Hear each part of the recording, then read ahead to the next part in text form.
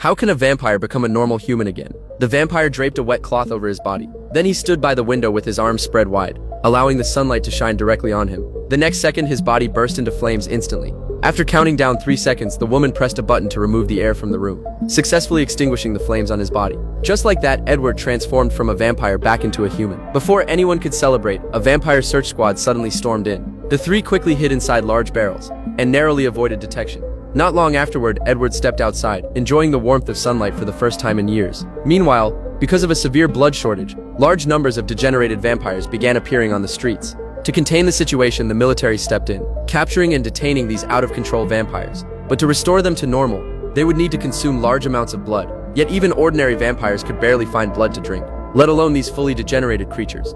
In the end, they were dragged into the sunlight by force and burned into ashes beneath the blazing sun. After becoming human again, Edward decided to save as many people as possible. So he and Audrey went to a colleague's house and told him that vampires could be turned back into humans. Although the colleague appeared supportive, he immediately leaked the information to the vampire authorities. By the time Edward realized something was wrong, Audrey had already been captured. Edward rushed after them to rescue her, only to unexpectedly run into his brother. In the chaos, William was bitten on the neck, but the one who collapsed to the ground was Edward's brother.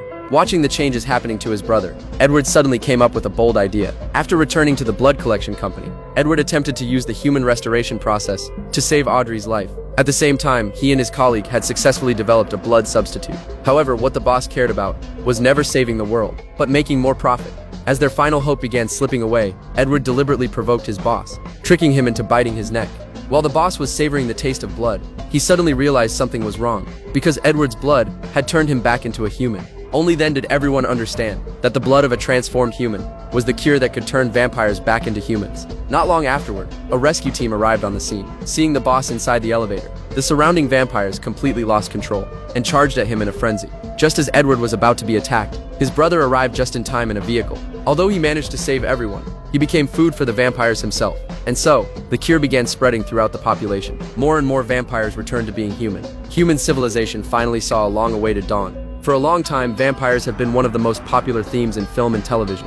They possess pale, glowing skin, strikingly attractive appearances, and an eternal life many people envy. But Daybreakers presents a completely different perspective. When humans become the minority, the once noble and elegant vampires can fall from grace due to a blood shortage. Some are even reduced to begging for blood on the streets, becoming the most tragic figures in this apocalyptic world.